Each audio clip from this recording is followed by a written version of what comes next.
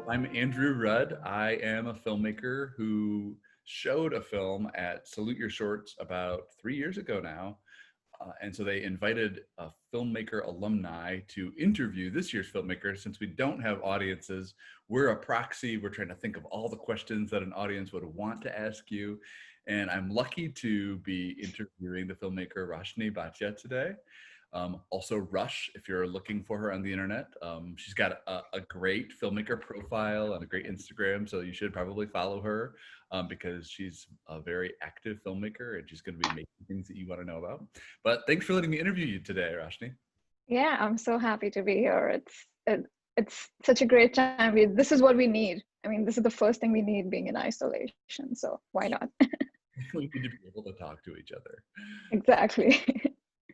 So your short is very short, and I admire shorts so much. I have sent a couple of 1-minute films to film festivals, and every time I do it, I learn more about how difficult it is to like pack story into that amount of time period and have the audience kind of care or have like a specific feeling. But I definitely had like a real range of feelings, including like some kind of feelings of comedy because you're using some tropes from horror that were very familiar to us, and like you can tell, I could tell that you're baiting me and you want me to think something, and then I still wasn't prepared, so I still felt all the the jump scares that you wanted me to.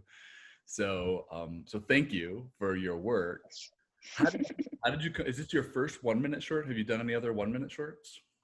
Yes, this is my first 1-minute short. So before this, I had done a 3.5-minute short. And right before that, for my thesis film at the New York Film Academy in Los Angeles, we did a 15-minute short. And I tried to just go smaller and smaller in runtime because I just wanted to, I knew it was difficult, so why not? Let's just try something new. And this was shot on the iPhone, and very last minute, we were in fact considering just taking the car on the road and shooting it, and what are the alternatives we could come up with. But then finally we decided that we'd have more control if we actually just parked the car, and we'd just keep the lights, and everything was just a Hollywood, like we were, my friend was Hollywooding the light and just trying to act like the street light, and it was pretty much last minute. So, but yeah, to answer your question, it's 1 minute, my first one. After that, I tried to keep it 1 minute, but it's just going between 4 and 5. So it was initially for Instagram and YouTube and all these other platforms, but it just, I just wanted to send it to festivals and see how it goes. And I'm glad I got selected. You have been selected, and you won an award already. Is that right? At a New Jersey. Yeah, for this a couple of them. There was one, the Miami Independent Film Festival, a couple other places that, which I really like, that film festivals are open to iPhone short films, 1-minute short films, something below 5 minutes. So they're kind of narrowing it down, and they're, giving more attention to, do you hear that? Do you hear my notification? A little bit, yeah.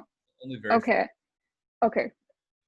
Yeah, so yeah, in any case, so it's gone to a few festivals, and I'm really happy that festivals, especially indie ones that are not super commercial, like Sundance and all these places, which I enjoy, but I really like that third tier or second tier festivals are open to these genres and categories.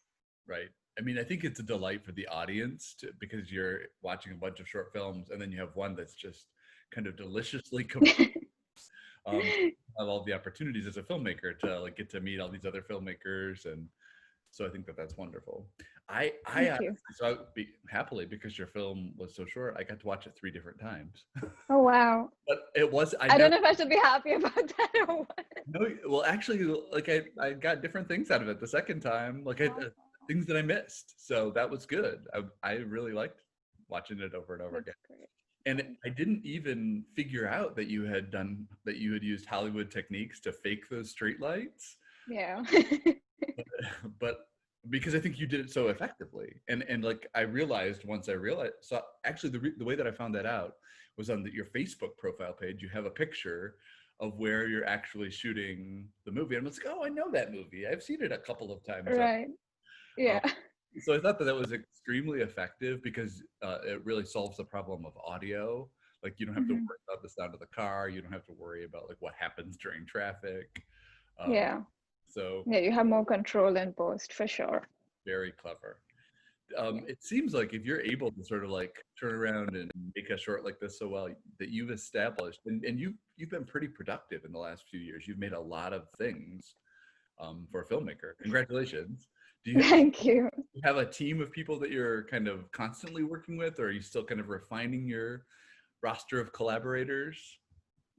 So I came here about 3 years ago to study at the New York Film Academy. I did a 1 year program, and I was very lucky to find really fun filmmaker friends. And I have my producer, Virginia Blatter, and I wish she was here. She's in Switzerland now, but she's produced all my movies, even whether she's in a different country, state, whatever. I make sure she's in all projects because her insight and permit story from all ranges of filmmaking, because we were in the same program that worked very well. I was also lucky to find my second producer, Andrew Main, who also helped me a lot with the storytelling. And so these two people have been on all my projects since that 15-minute short, since my thesis film. Other than that, I have two DPs that I really love. They're best friends, and I make sure to include them in some way or form in all my movies.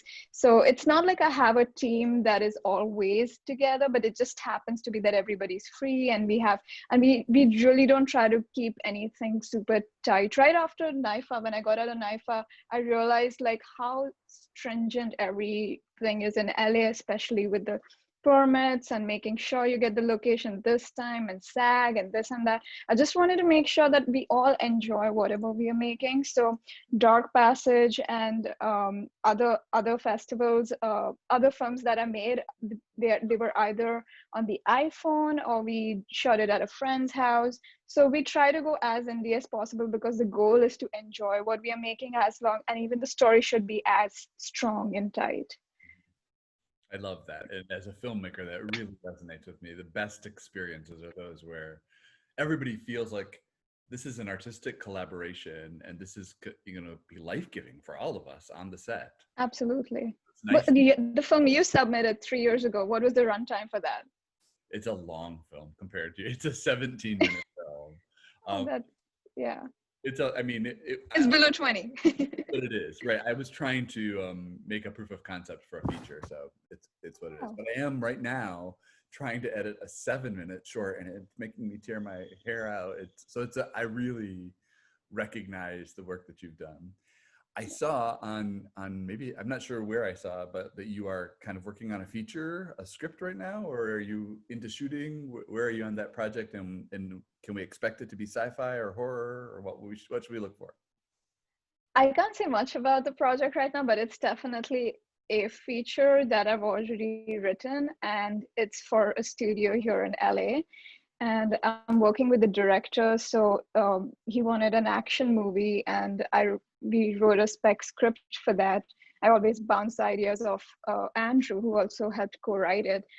So we are done with that. So now it's Hollywood. It's just a waiting phase now to see what happens next. So unless this thing dies down, we will not know because of the quarantine and Right. coronavirus.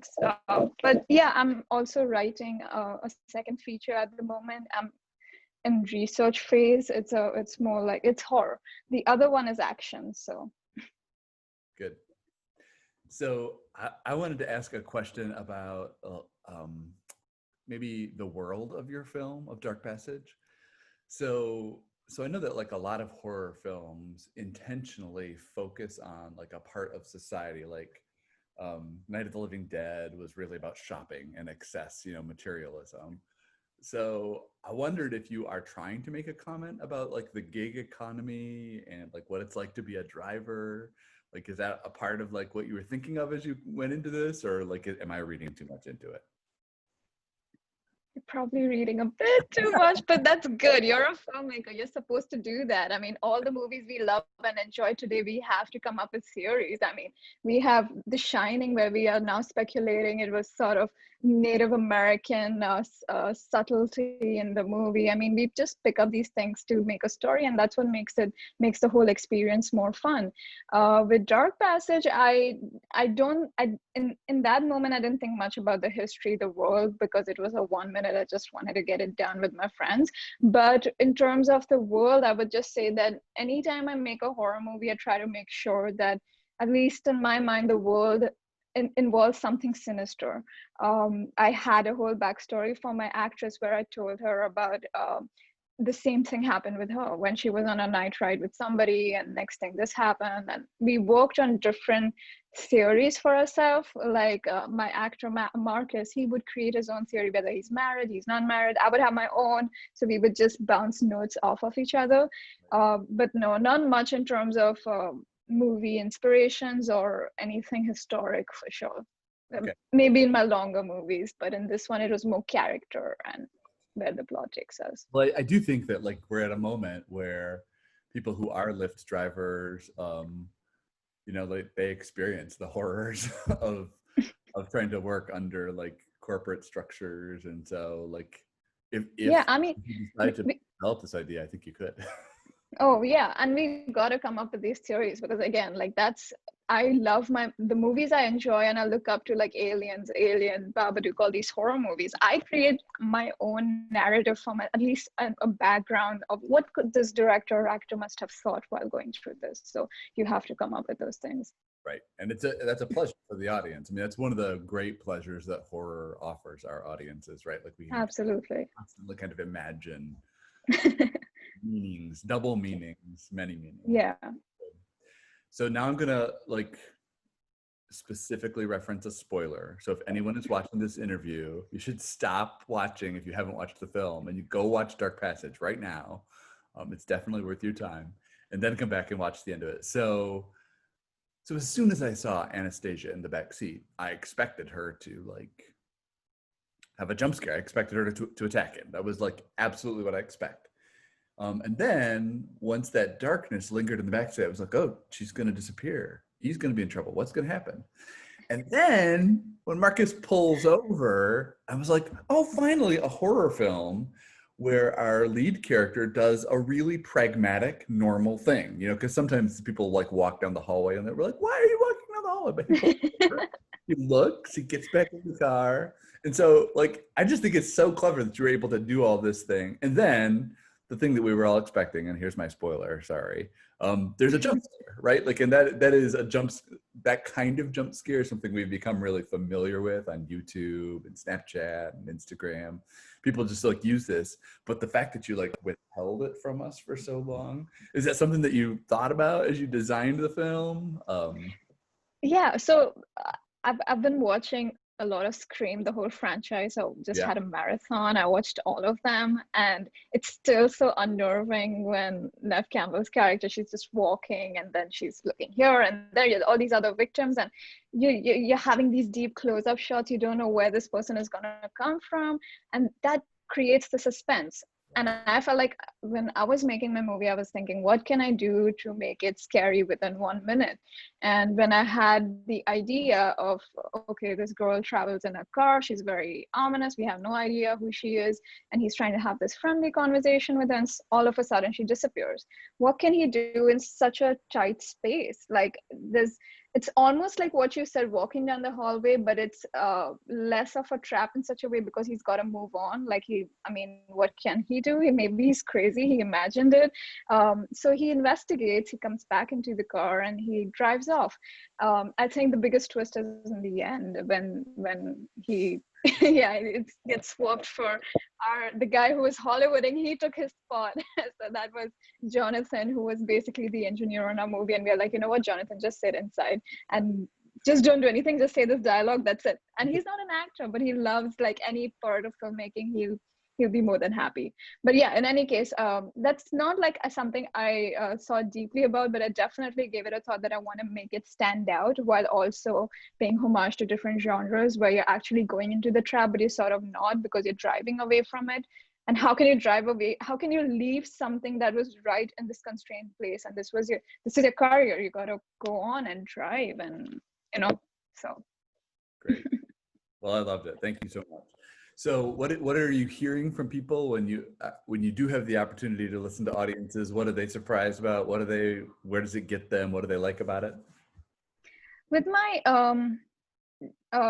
family, they're gonna love everything I do, whether it's good or bad. They're gonna go like, "That's amazing! I saw your name as writer, director, colorist." I'm like, I love their support. But from my filmmaker friends, like some of my friends, they could see some lighting, like, oh, this is Right?